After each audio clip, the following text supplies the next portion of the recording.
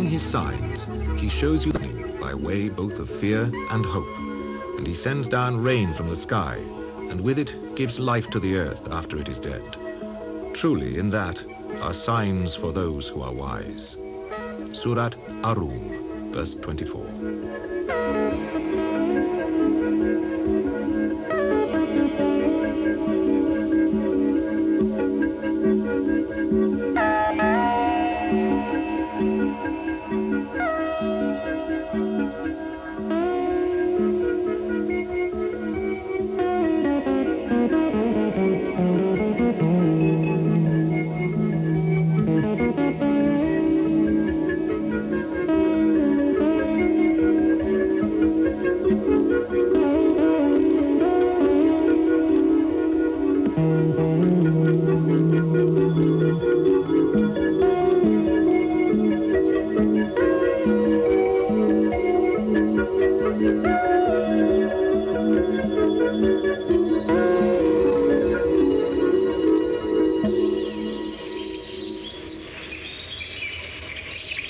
The Quran asks man to look for signs within himself and on the horizons.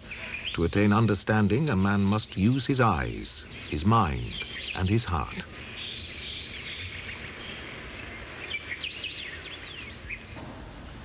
Any path of knowledge demands an act of faith, but not, as it is commonly misunderstood, blind faith. True seekers of knowledge expect their ideas and their faith in those ideas to be continually tested.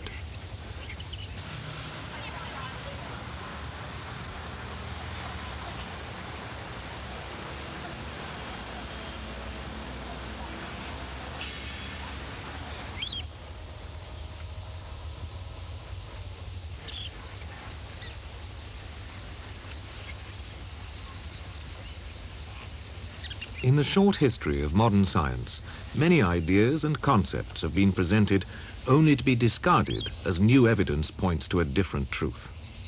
Nevertheless, there are many scientific discoveries that can be said to be undisputed facts. The fact that the sun is a direct source of light and the moon, having no light of its own, merely a reflective body, is common knowledge today and accepted without question. 1400 years ago, such specific details were not commonly known. Yet in the Quran, moonlight is described as munir, a word meaning to borrow or to reflect. The sun is compared to a blazing lamp, wahaj, or a torch, siraj, a precise and accurate description of the difference between sunlight and moonlight. Blessed is the one who placed the constellation in heaven and placed therein a lamp and a moon giving light. Surat Al-Furqan, verse 61.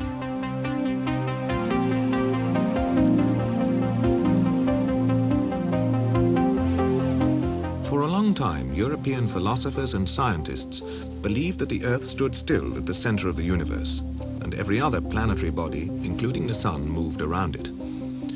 In the West, this theory of geocentrism went unchallenged from the time of Ptolemy in the 2nd century BC right through until the 16th century, when Copernicus asserted that it is the Earth which moves around the sun.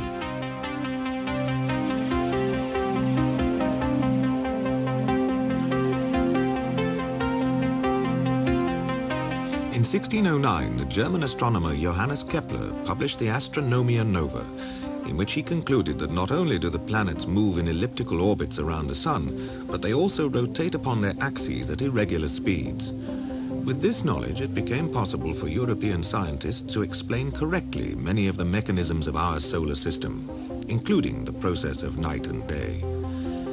In describing the sequence of night and day, the Quran uses the Arabic verb kawara, which tells how the night winds or coils itself about the day and the day about the night, an image which fits perfectly with a cycle of night and day produced by the turning of the earth upon its axis. He makes the night enfold the day and the day enfold the night.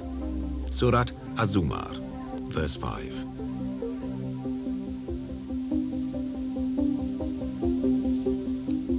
It is he who created the night and day and the sun and moon, all the celestial bodies traveling in an orbit, each with its own motion. Surat Al-Anbiya, verse 33.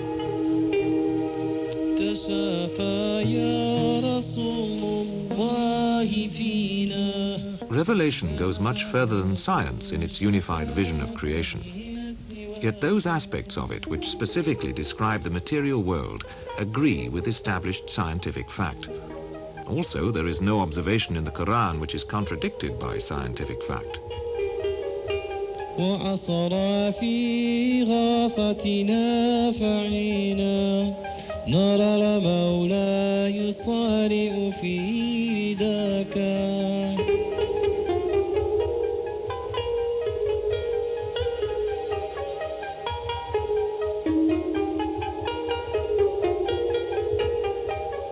عليك صلاتها بين كلهن وعالك كلهم وما أنا ولاك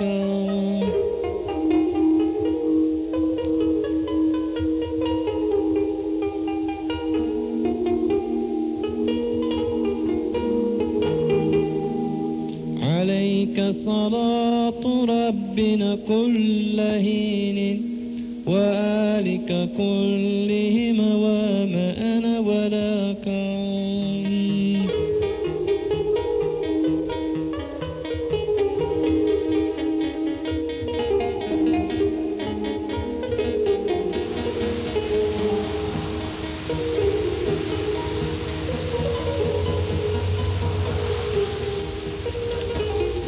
There is no genuine quarrel between the religious search for wisdom and the scientific search for truth.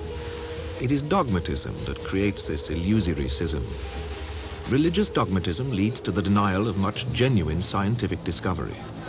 Scientific dogmatism often arises through an inability to distinguish between fact and theory. Nowhere does this become more apparent than in the controversy surrounding the theory of evolution. For most of us, the concept of evolution conjures up the name Charles Darwin. Now, here's Charles Darwin, and we want to remember him because he's the first person to think of a convincing mechanism to explain how evolution might have occurred. He called this mechanism natural selection, and he described it in his book. Who remembers the name of his book? He wrote a book called The Origin of Species. Right. He sailed in the Pacific to a group of islands called the Galapagos on his ship. Does anyone remember? Yes? HMS Beagle, right.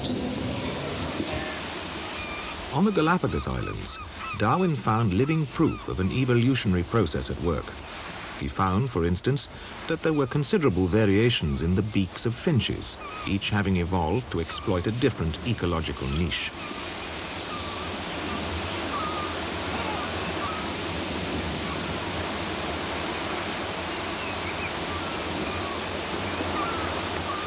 But the variations all occurred within the same species.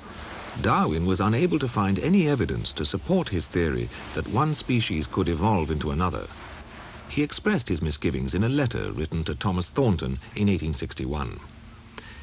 But I believe in natural selection, not because I can prove in any single case that it has changed one species into another, but because it groups and explains well, as it seems to me, a host of facts in classification, embryology, morphology, rudimentary organs, geological succession and distribution. Some apes. Yeah. Which one is the apius? Despite his misgivings, Darwin's work had such a powerful impact that it has colored most scientific research on the subject since. The popular image of evolution, that mankind evolved from apes, has been so widely embraced that it is now taught as being fact rather than theory. More than a century of scientific research has failed to prove this theory.